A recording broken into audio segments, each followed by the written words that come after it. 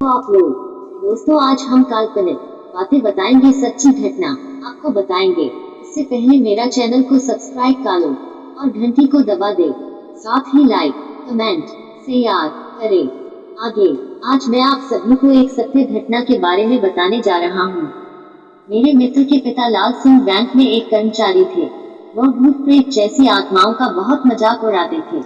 वह कहते थे कि शैतानी शक्तियों जैसी कोई चीज नहीं होती और वह चाहे रात हो या दिन, जंगल हो या शमशान हो या फिर कोई कब्रिस्तान हो, वो जानबूझकर वहां पर घूमते रहते थे और बोलते थे कि देखो, अगर कोई आत्मा होती तो हमको परेशान जरूर करती।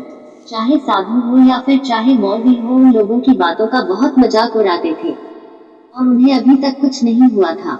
एक दिन वो दोपहर के समय अकेले बैंक जा रहे थे। तभी उनको एक चौराहे पर नींबू, पेड़ा, फूल और लाल कपड़ा रखा हुआ दिखा, जिसके चारों ओर हल्दी का एक घेरा बनाया हुआ था। और वह सोच में पड़ गए कि दोपहर में यहाँ पर यह सब सामान किसने चढ़ाया है। और वह मस्ती के मूड में साइकिल से नीचे उतरे और हल्दी से बने हुए घेरे के अंदर से नींबू, लाल कपड़ा और मिठाई भी उठा ली और साइकिल पर बैठकर हंसते हुए बैंक की ओर चले गए। वहां पहुंचकर काम करने में व्यस्त हो गए। तभी उन्हें भूख लगी और वह नाश्ता मंगाकर खाने लगे और उनको याद आया कि मेरे पास नींबू मिठाई भी रखी हुई है, तो उन्होंने उसे भी खा लिया और जो लाल कपड़ा उठाया था उससे अपना हाथ मुंह पोंछकर कूड़े में फेंक दिया और उनको कुछ भी नहीं हुआ। जैसे जैसे दिन ढलने लगा, रात होने लगी, वैसे उनका सिर भारी होने लगा और वह घर आ गए। रात में 12 बजते ही वे जोर जोर से कभी हंसते और कभी रोते और यहाँ तक कि वे अपना कपड़ा फाड़ देते थे या फिर अपने आप को कैंची या चाकू से चाहे गला चाहे हाथ भी काटने लगते। एक दिन तो वह इतना हद कर दिए कि वह अपने गले में फांसी का फंदा लगाकर खड़े हो गए। तब उनकी पत्नी ने उन्हें देख लिया और छुड़ाया। उनसे पूछने लगी, अरे आपको क्या हो गया जो आप ऐसी वैसी हरकतें करने लग गए? तो वे कुछ नहीं बोले, जैसे कोई पागल कोई बात को सुन रहा हो। उनकी औरत परेशान होकर डॉक्टर के घर पहुंची और उनका इलाज करने को कहा। हालांकि डॉक्टर को बीमारी समझ में नहीं आई, फिर भी वह उनको ग्लूकोज की बोतलें चढ़ाना चालू कर दिए। धीरे धीरे कुछ दिन बीतते गए। लाल सिंह की तबीयत मानो कैंसर के मरीज से भी बदतर हो गई।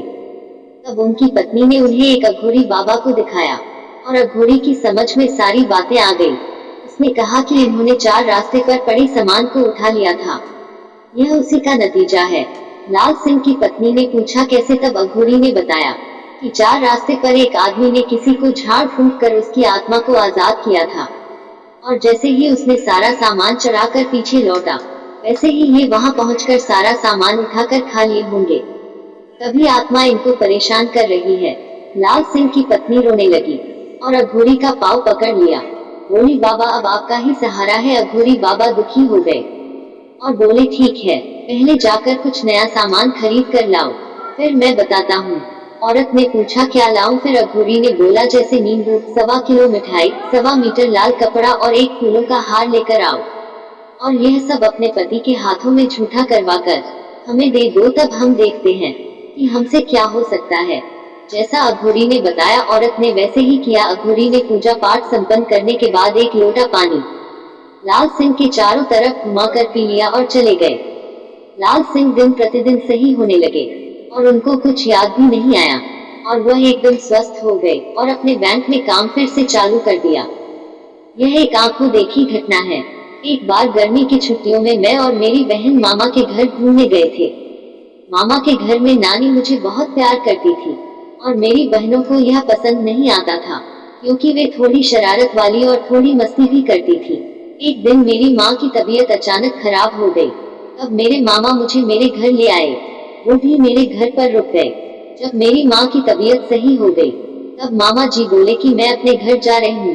मैं मामा से कुछ बोल पाता इसके पहले ही माँ ने मामा को बोला, हाँ भैया, अब मैं ठीक